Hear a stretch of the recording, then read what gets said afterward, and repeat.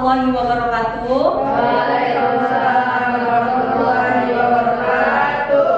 Selamat siang dan salam sejahtera untuk kita semuanya.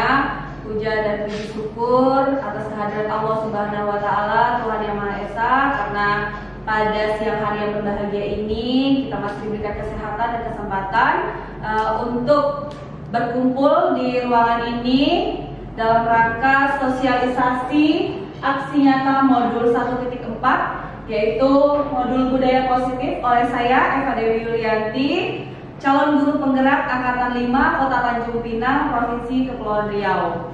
Salawat beriring salam tidak lupa kita hadiahkan kepada junjungan alam Nabi besar Muhammad SAW dengan mengucap Allahumma shalli ala sayyidina Muhammad wa ala ali sayyidina Muhammad. Bapak dan Ibu guru yang terhormat, pada siang hari ini merupakan salah satu dari tugas saya sebagai guru penggerak. Jadi sebelumnya saya mengucapkan banyak terima kasih kepada Bapak Ibu guru yang bersedia hadir untuk mengikuti sosialisasi dari saya. Baik, yang pertama terkait budaya positif. Nah, Bapak Ibu kenal ini siapa?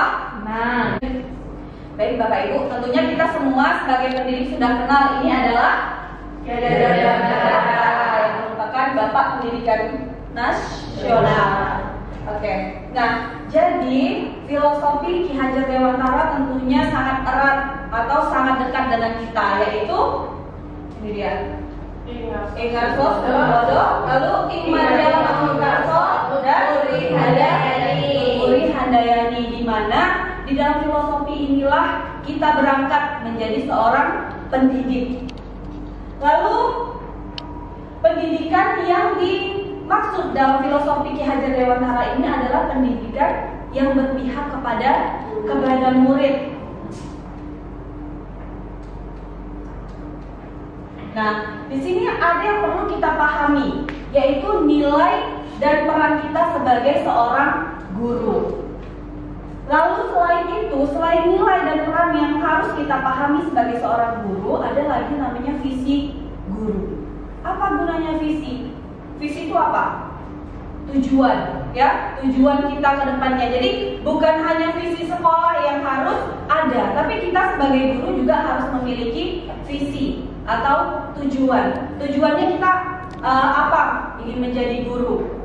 Jadi itu bisa kita kaitkan dengan filosofi Ki Hajar Dewantara tadi. Kita ingin siswa-siswi kita, ya, semuanya menjadi siswa-siswi yang nantinya ke depannya yang kita didik, yang kita ajak mencapai keselamatan dan kebahagiaan, baik dia sebagai individu maupun dia sebagai masyarakat. Selanjutnya, bagaimana visi-visi itu nantinya akan menuju kepada profil pelajar Pancasila yang sekarang memang sudah hangat, yang telah juga kita sosialisasikan, kita terima masukan-masukan terkait tentang profil pelajar Pancasila. Selanjutnya, bagaimana kita mewujudkan profil pelajar Pancasila itu sendiri? Salah satunya menggunakan budaya positif. Sebelum kita membahas mengenai budaya positif ini, yang pertama kali harus kita pahami yaitu ini, teori kontrol. Teori kontrol ini oleh Dr. William Glasser dalam kontrol teori. Dia adalah seorang psikiater dan juga pendidik. Dia memaparkan teori kontrol. Jadi oleh Dr. William Glasser dalam kontrol teori, dia adalah seorang psikiater dan juga pendidik.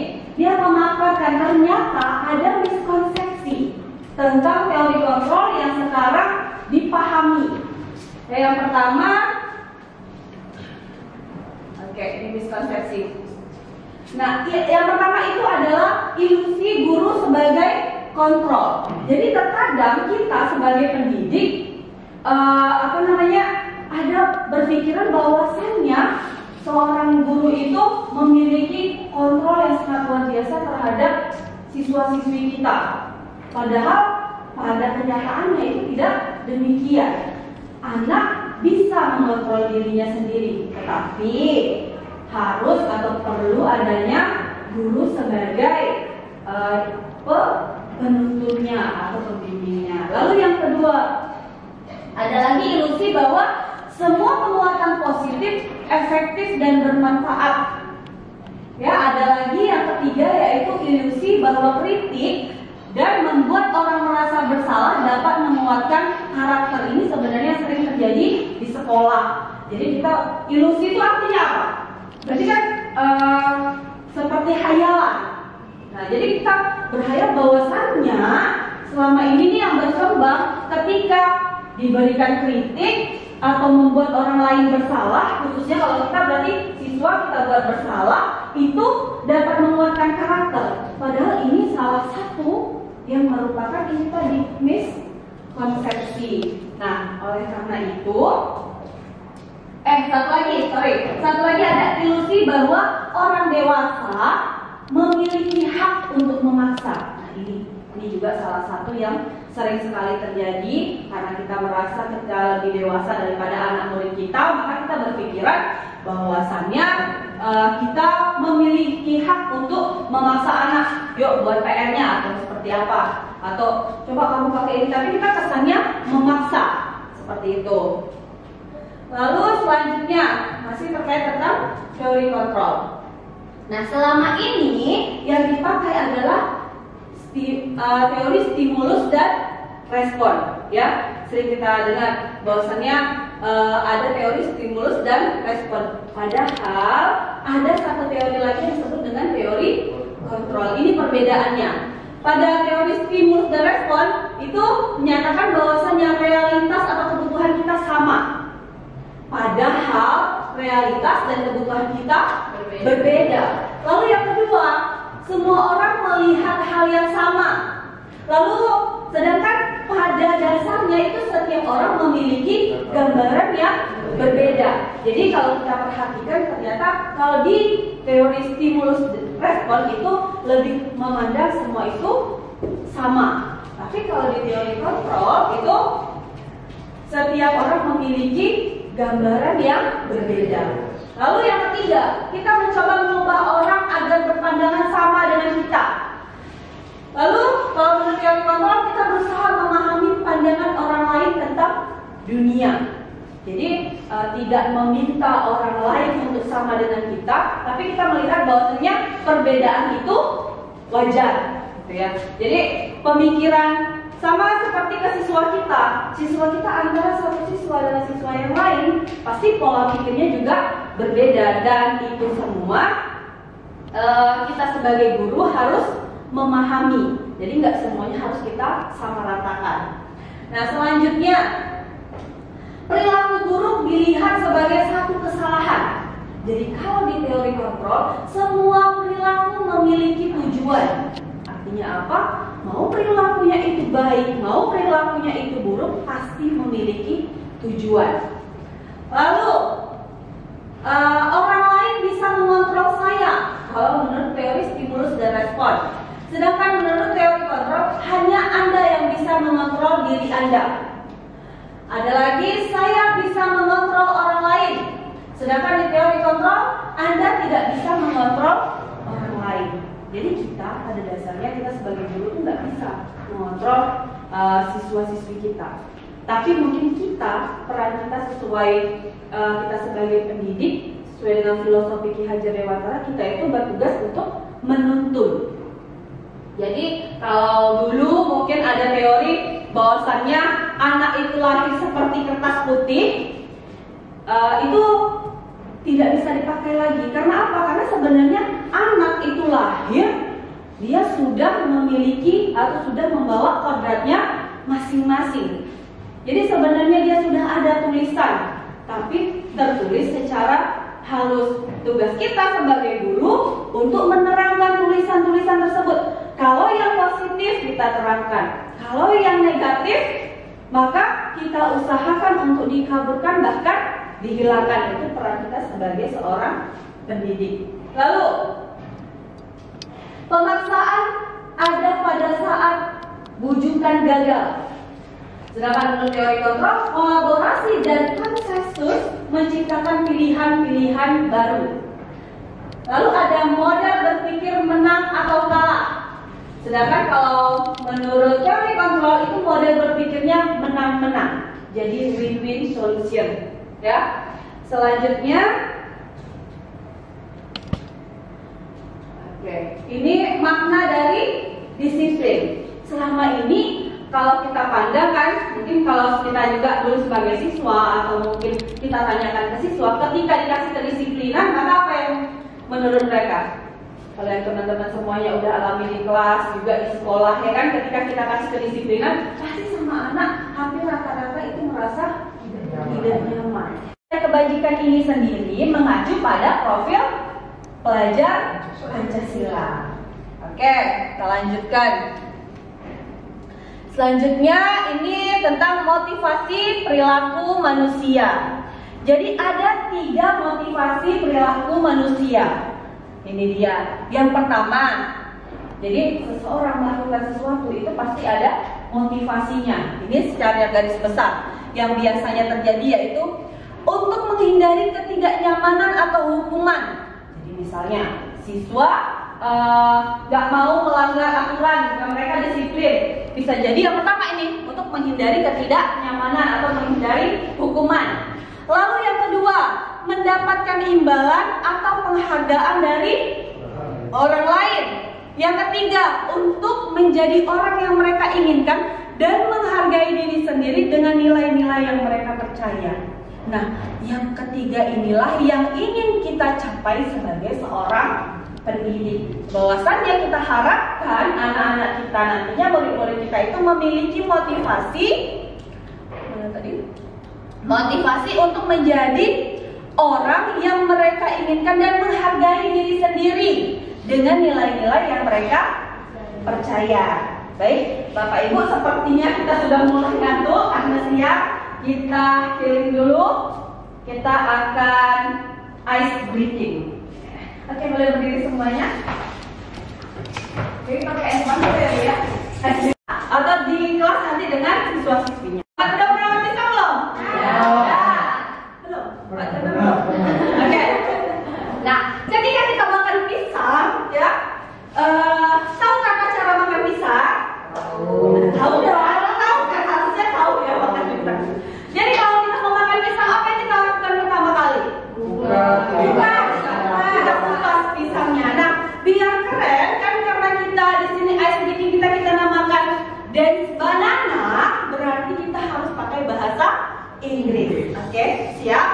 Nah, berarti pertama kita kupas. Jadi namanya dance banana. Jadi ini dia dance-nya.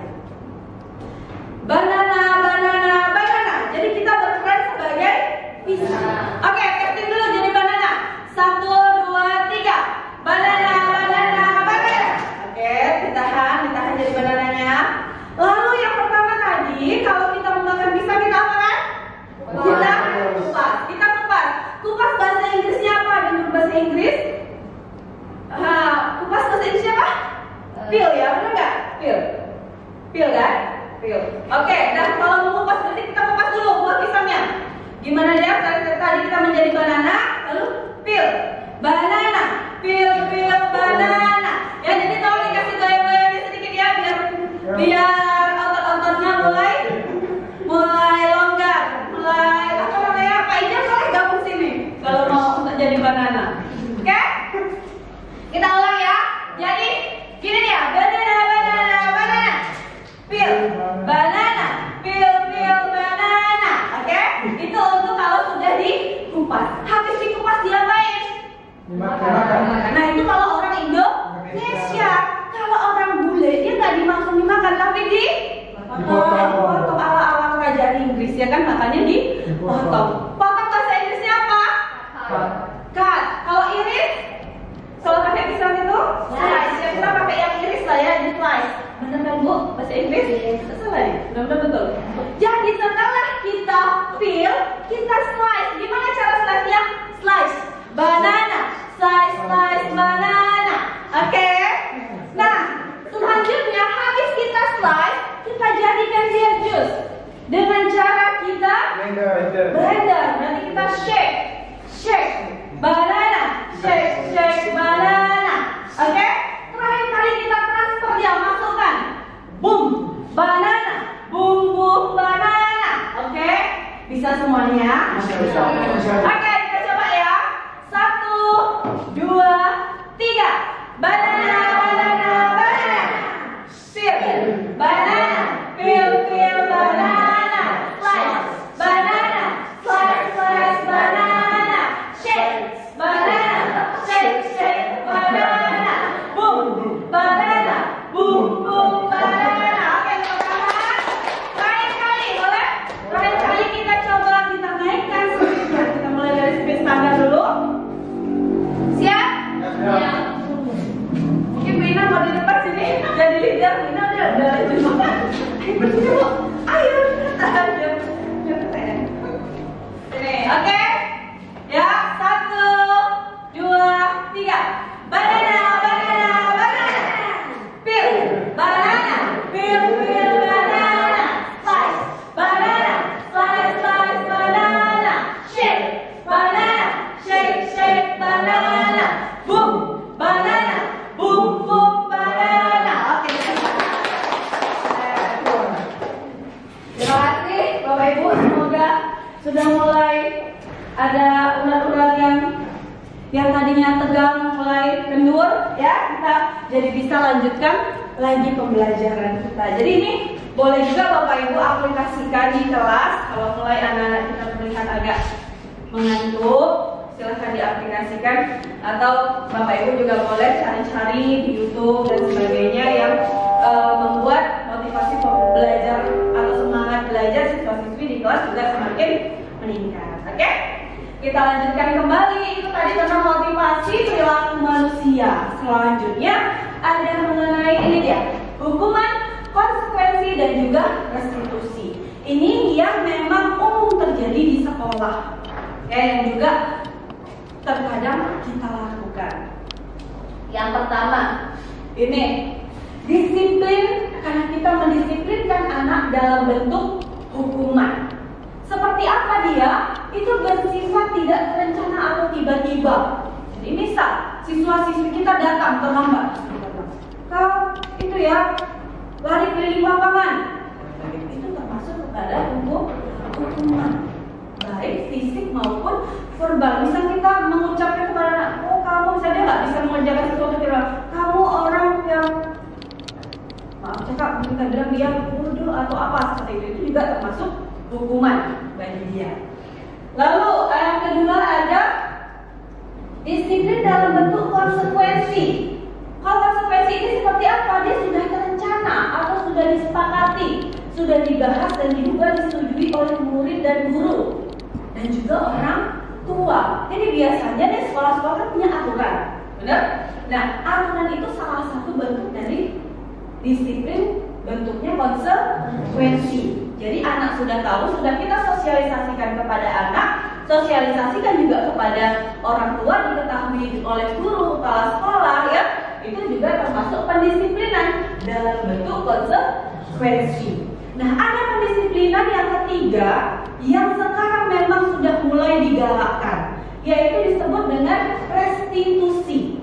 Apa itu restitusi? Adalah proses menciptakan kondisi bagi murid untuk memperbaiki kesalahan mereka, sehingga mereka bisa kembali pada kelompok mereka dengan karakter yang lebih kuat. Jadi restitusi ini apa? Kita berusaha memberikan anak, ya, memberikan treatment kedisiplinan kepada anak, tapi dengan menciptakan solusi. Siapa yang memberikan solusi?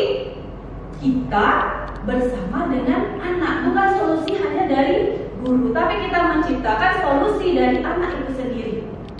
Sehingga diharapkan apa? Kedepannya anak bisa mendapatkan solusi sendiri atas permasalahan yang mereka hadapi. Oke, ini ada ya dari ahli, yaitu dosen di tahun 2004. Lalu ada yang disebut dengan keyakinan kelas. Ini kalau kita di dalam kelas. Siapa yang bisa bikin keyakinan kelas? Kita semuanya, guru bersama dengan murid. Ya, jadi keyakinan kelas ini ketika kita masuk pembelajaran pertama silahkan dibuat, atau mungkin Bapak Ibu ingin buat keyakinan kelasnya ketika mulai topik pembelajaran, mungkin memiliki aturan atau keyakinan-keyakinan sendiri. Ini dia pengertian dari keyakinan kelas. Nilai-nilai keselamatan atau kesehatan inilah yang disebut sebagai suatu keyakinan, yaitu nilai-nilai kebajikan universal yang disepakati secara tersirat dan tersurat. Boleh tersirat, boleh tersurat, boleh dituliskan. Lepas dari latar belakang suku, negara, bahasa maupun agama. Artinya apa? Ini kalau dulu biasanya apa ya? Kontrak pembelajaran ya. Nah, tapi sekarang kita boleh ubah menjadi keyakinan kelas. Nah, silakan diterapkan di kelasnya masing-masing. Nah, lalu ini berkaitan dengan itu semua, maka kita juga wajib mengetahui mengenai kebutuhan dasar manusia. Nah, apa itu kebutuhan dasar manusia? Nah, di mana yang tadi kita katakan? Setiap tindakan manusia itu ternyata memiliki alasan. Tapi jangan banyak alasan. Ini kadang yang sering kita ungkapkan sama murid ketika siswa kita terlambat kan? Murid kita datang ke kita terus dia bilang, "Bu, maaf saya terlambat." Ya, mereka Bu, tadi saya datang ke kamu ini banyak alasan. Kan itu yang sering kita ungkapkan kan? Tapi sebenarnya harusnya kita dengarkan aja dulu apa alasan dari dia. Karena memang wajar, karena setiap tindakan manusia ini manusiawi, setiap tindakan manusia itu pasti memiliki alasan. Kita mau makan, nanti kita memiliki alasan. Alasannya apa kita mau makan? Mungkin karena kita lapar. Lapar itu berarti apa? Kalau lapar, kebutuhan. Ternyata alasan itu berkaitan dengan kebutuhan dasar sebagai manusia.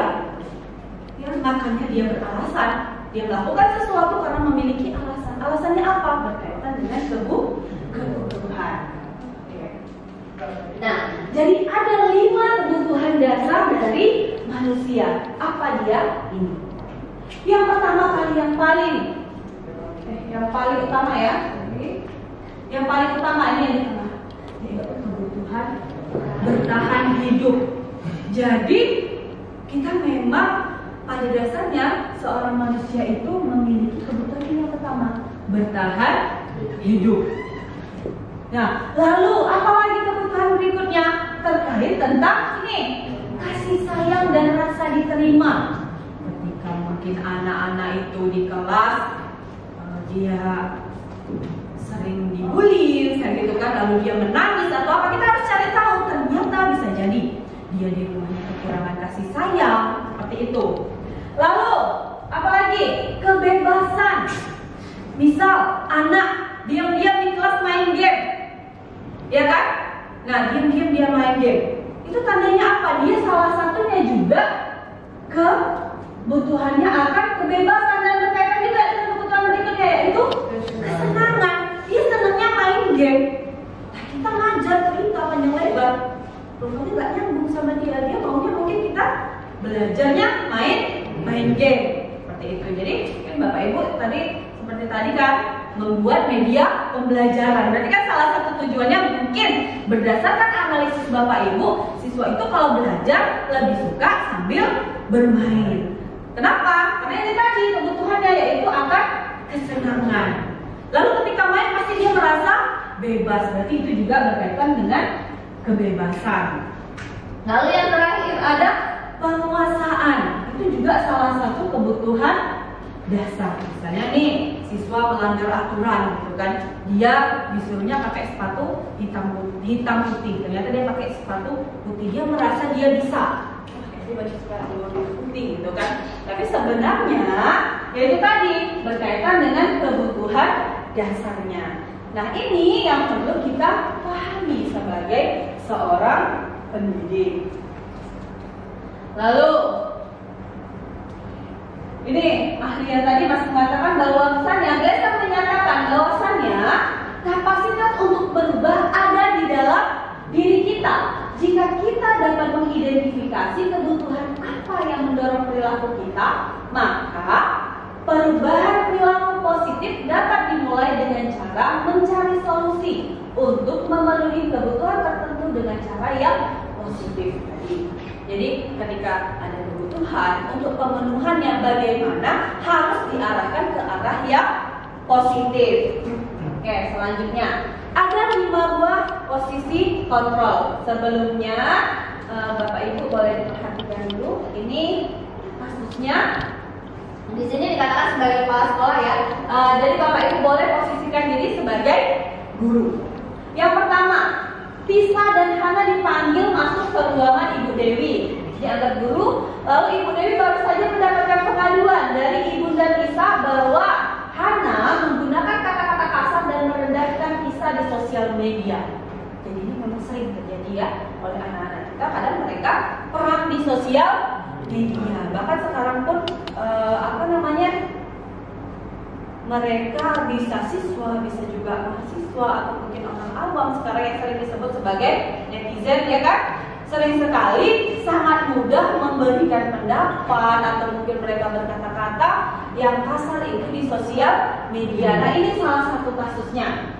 Lalu ada kasus yang kedua, Anto jarang sekali hadir di pembelajaran jarak jauh. Ini ketika pembelajaran daring. Dan pada saat hadir pun Anto seringkali menggunakan kata-kata kasar di kolom chat mengejek teman-temannya.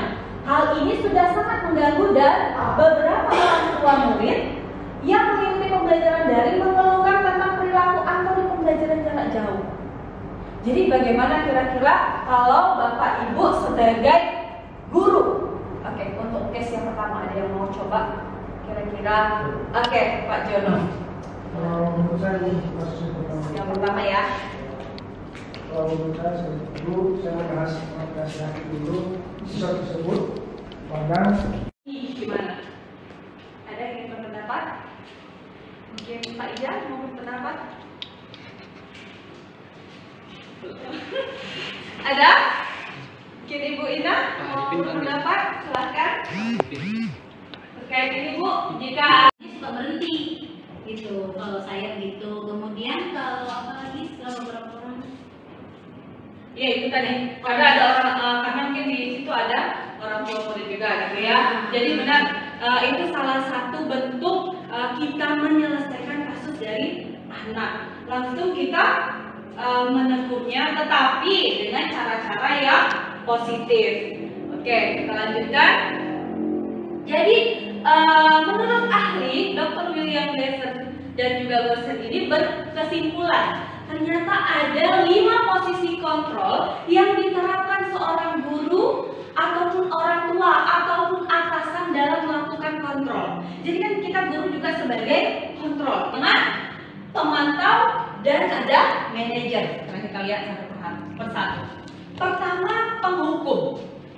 Nah, penghukum ini seorang penghukum biasanya menggunakan hukuman fisik maupun verbal. Orang-orang yang menjalankan posisi penghukum senantiasa mengatakan bahwa sekolah memerlukan sistem atau alat yang dapat lebih menekankan murid lebih dalam lagi. Jadi dia lebih condong kepada satu arah, langsung dihukum. Itu ya, itu dia yang penghukum. Yang kedua adalah nih yang kadang-kadang sering kita lakukan, yaitu pembuat rasa bersalah. Pada posisi ini biasanya guru akan bersuara lebih lembut daripada penghukum. Kalau penghukum dia bersuara kuat. Kamu begini, lari dari lapangan. Itu salah satu penghukum. Tapi kalau yang membuat rasa bersalah ini berbeda. Dia bersuara lembut. Pembuat rasa bersalah akan menggunakan keheningan yang membuat orang lain merasa tidak nyaman, bersalah atau rendah diri. Contohnya saya tadi kelas, anak bising semuanya kan, atau berisik semua itu sedang. Sudah bisingnya, udah ributnya, kan tiba-tiba nanti suasana akan menjadi hening. Nah, ini sebenarnya jauh lebih menyakitkan. Itu dia pembuat rasa bersalah. Atau mungkin gini, kita masuk ke dalam kelas.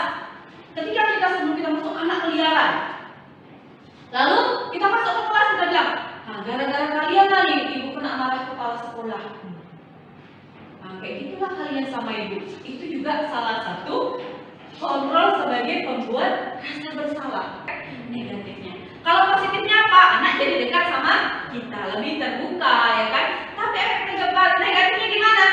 Terkadang namanya anak-anak kalau udah sekali dikasih hati, ya kan? Nah, besok-besok dijumpainya kita di jalan, Bu, gitu kan? Jadi mereka seolah-olah tidak memiliki batasan lagi antara guru dengan murid. Oke. Ini tadi ya. Selanjutnya pemantau. Pemantau berarti dia mengawasi. Pada saat kita mengawasi, kita bertanggung jawab atas perilaku orang yang kita awasi. Jadi posisi pemantau ini biasanya dia akan cenderung kepada peraturan-peraturan atau konsekuensi yang seperti tadi. Dia akan dikembalikan kepada aturan sekolah. Misal anak terlambat, kamu terlambat, kenapa kamu terlambat? Gitu kan? Lalu kita langsung memberikan dia kartu kuning karena sesuai. Poinnya kalau seandainya anak terlambat sesuai dengan aturan poinnya 2. Nah, itu salah satu posisi yang dilakukan oleh pemantau. Ada satu posisi lagi yang terakhir yaitu manajer.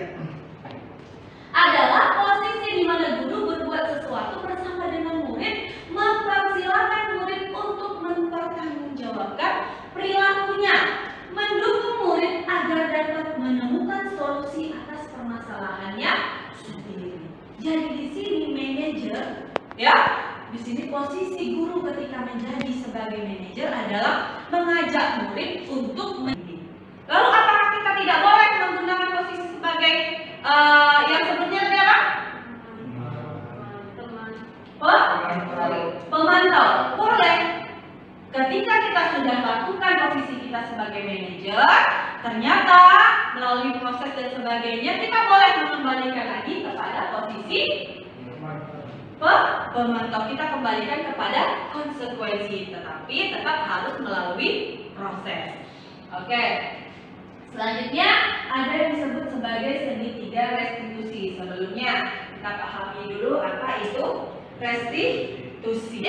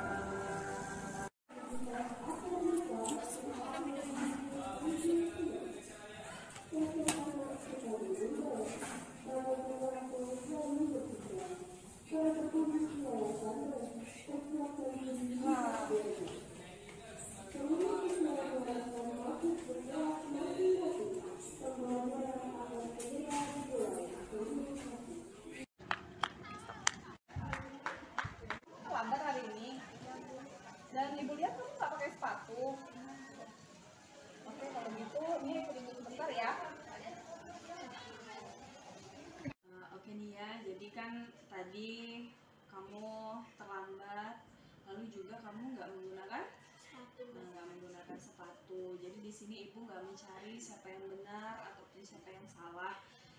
Pasti Nia punya alasan tersendiri kan kenapa Nia melakukan seperti ini. Benar Bu, tadi saya bangunnya kesiangan, jadi saya terlambat Bu. Kemarin juga saya lupa mencuci sepatu, jadi sepatu saya basah Bu. Jadi saya hari ini nggak pakai sepatu Bu sekolah. Ini ibu paham. Jadi menurut kamu apakah ini semuanya sudah benar? Tidak Bu. Nah, sekarang kita kembali ke keyakinan sekolah kita yang telah kita sepakati. Menurut Nia sendiri, dari perbuatannya ini, apa kira-kira yang tidak sesuai dari apa yang telah kita sepakati selama ini? Saya tidak menerapkan aturan sekolah Bu, hadir tepat waktu dan tidak menggunakan sepatu Bu. Menurut Nia sekarang, setelah semuanya Nia sudah ungkapkan, bagaimana cara Nia untuk memperbaikinya?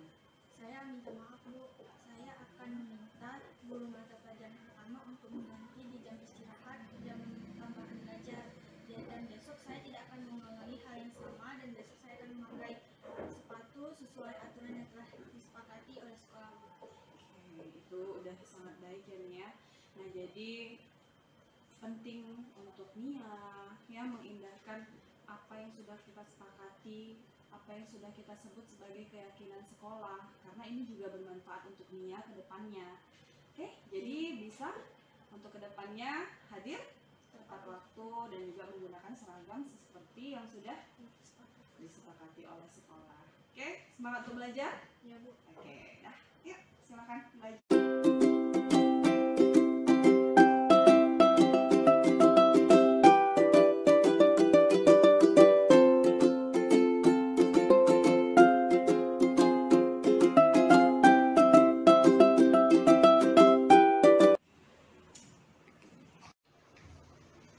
Oke, jadi nilai mutlak adalah nilai yang Izin memproses proses sakit Bu. sakit kepalanya. Ya, Bu. Oke, udah.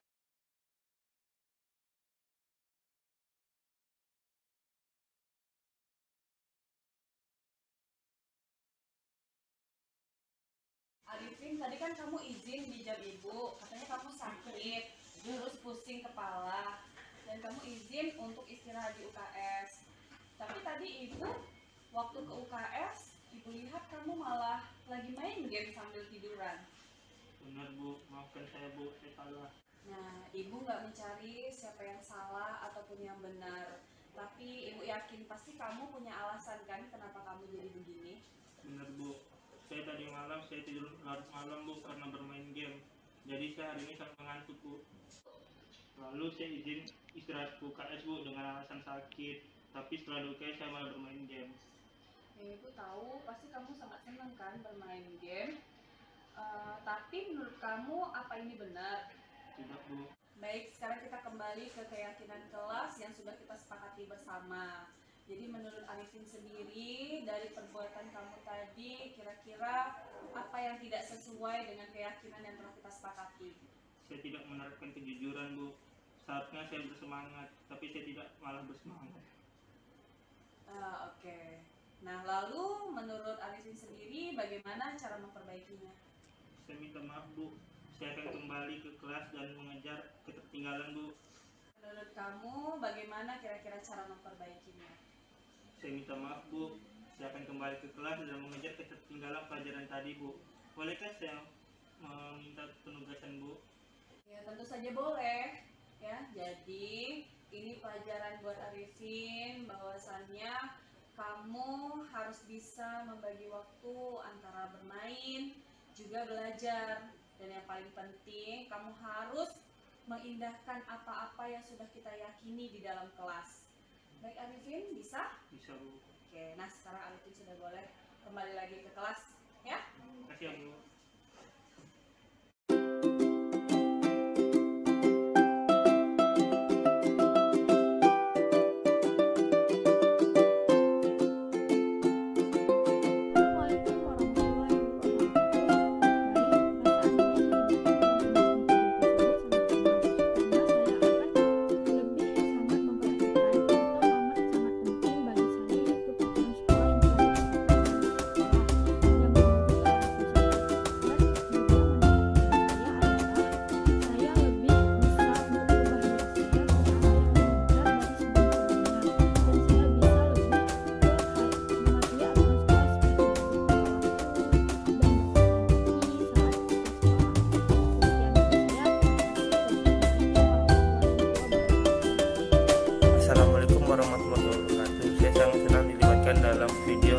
penanaman budaya positif di sekolah. Jadi saya dapat lebih mengerti mengenai permasalahan saya dan cara solusinya.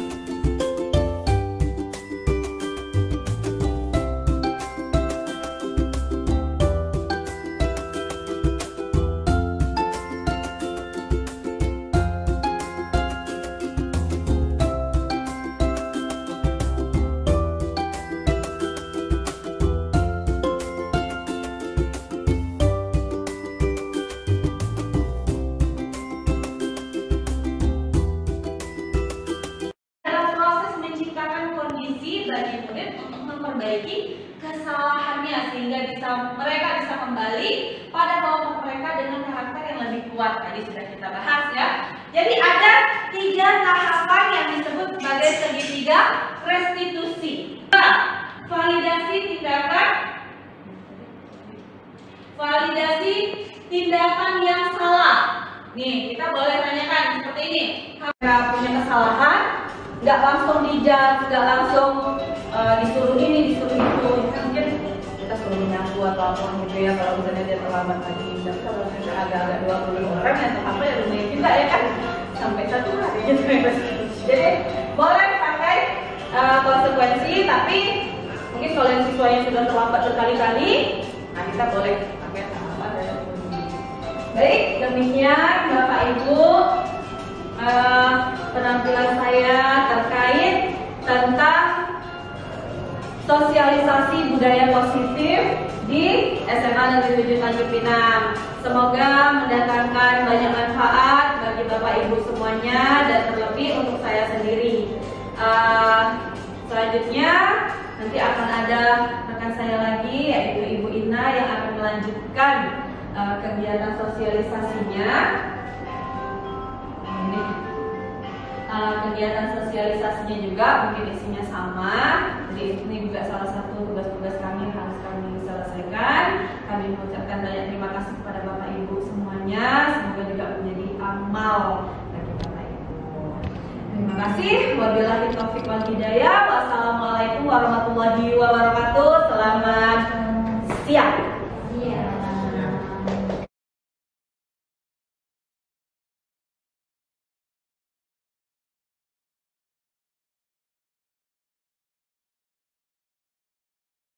Pun karena ada alasan, nggak mungkin orang nggak punya alasan.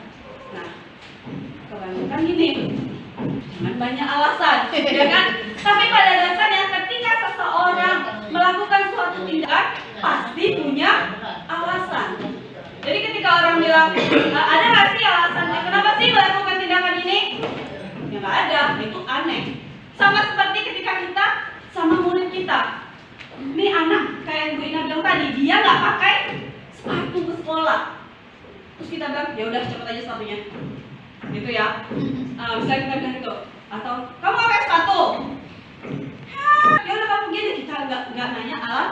Jadi sebenarnya segala manusia mau guru atau sebagai murid itu pasti memiliki alasan. Jangan seperti orang lain, mana ya benar. Ada tujuannya, ada alasannya.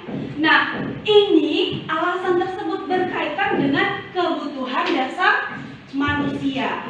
Oke, nah, sekarang kita lihat apa saja kebutuhan dasar dari manusia. Jadi, ada ahli yang menyatakan bahwasannya ada 5 kebutuhan dasar manusia. Ini dia, dalam bentuk bagan. Yang pertama itu ada kebutuhan akan penguasaan, ya kan? Ketika orang ingin menguasai sesuatu itu juga merupakan kebutuhan kebebasan.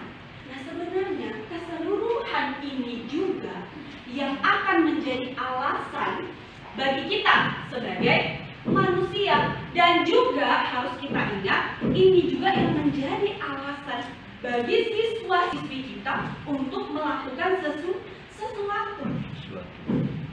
Misalnya nih, anak kita nih ada di kelas, asik tidur aja, gitu kan? Atau enggak dia pas kita ngajar asik main aja. Kalau kita teliti benar-benar, ini Bapak Ibu apalagi yang wali kelas sering sebenarnya melakukan hal ini. Bapak Ibu pasti tanya, kenapa sih kayak gitu? Kebanyakan anak itu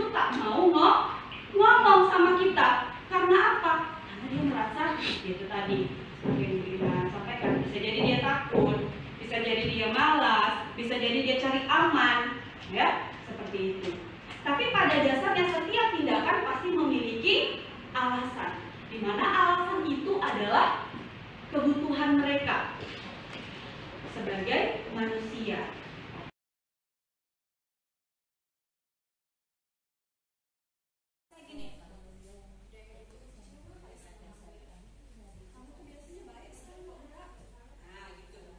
Jadi sebenarnya kalau yang membuat rasa bersalah ini aku nggak bisa bilang. Udah bilang, gara-gara kamu lah nih kan ibu dimarahin sama kepala sekolah. Coba kalian nggak keluar dari kelas nih, ibu tak dipanggil sama kepala sekolah. Ya kan gitu kan kadang-kadang. Nah itu termasuk ke dalam pembuat rasa bersalah. Nah ini sebenarnya pembunuh berdarah dingin ini, pembuat rasa bersalah. Kalau hukum dia langsung, kamu gini. Habis akhirnya di situ kan. Kalian pembuat rasa bersalah nih, anak akan begini. Ya Allah, ibu jadi dimarah kelas sekolah gara-gara. Ya itu bagian anak yang sedikit ya kan.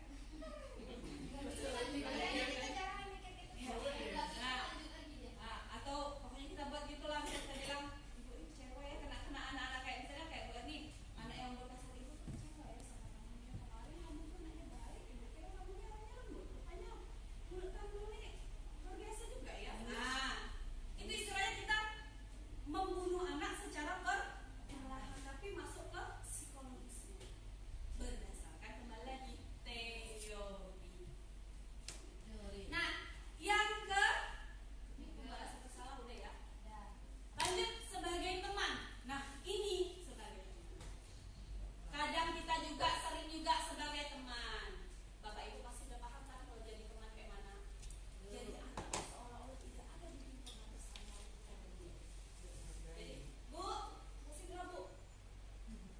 Ada kan? Atau enggak dia datang tempat kita lelet-lelet. Melani. Jangan disebut. Jadi, nah guru pada posisi ini tidak akan menyakiti murid, namun akan tetap berupaya mengontrol murid melalui persuasi. Sebenarnya boleh posisi teman pada guru bisa negatif ataupun positif. Positifnya apa? Kita dekat dengan murid, ya kan? Terus murid pun dengan kita tidak terlalu canggung. Mereka pun ketika sama kita pun alhamdulillah. Tapi negatifnya apa? Namanya anak-anak kan? Dia kira kita kawan dia betul. Nah, sampailah. Dan kadang kita terlupa, kita pula yang curhat sama anak. Nah, mati. Itu loh Bu Eva. Memang kayak gitu. Takutnya kita seperti itu. Misalnya nih, saya habis marahin nih, si anak ini si A. Kamu ini gini-gini ya, kamu harusnya gini-gini. Nah, itulah dia kan sama ibu guru atau bapak guru yang teman dia. Atau motivasi yang mungkin boleh kita jadikan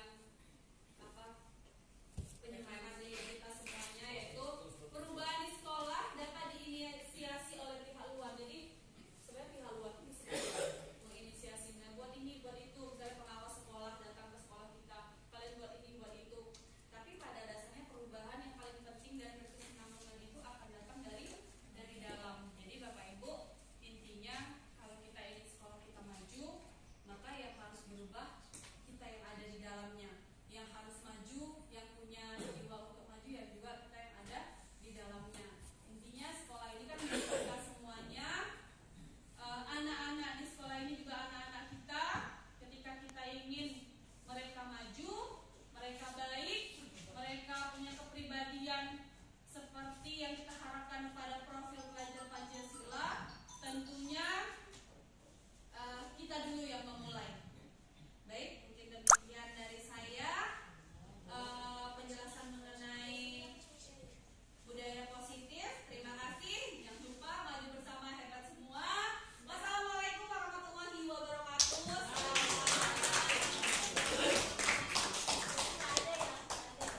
Ada yang mau nanya?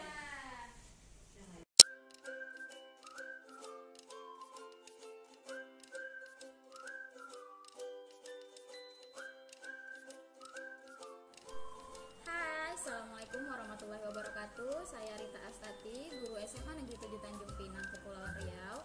Setelah mengikuti sosialisasi yang disampaikan oleh Ibu Eva Dewi Yulianti SPD, calon guru penggerak angkatan 5, yang saya tangkap ada beberapa hal, yaitu yang pertama mengenai keyakinan kelas, dan yang kedua itu mengenai budaya positif yang dapat diterapkan di sekolah, dan yang ketiga itu adalah tentang restitusi. Nah, bagaimana cara kita membimbing anak dalam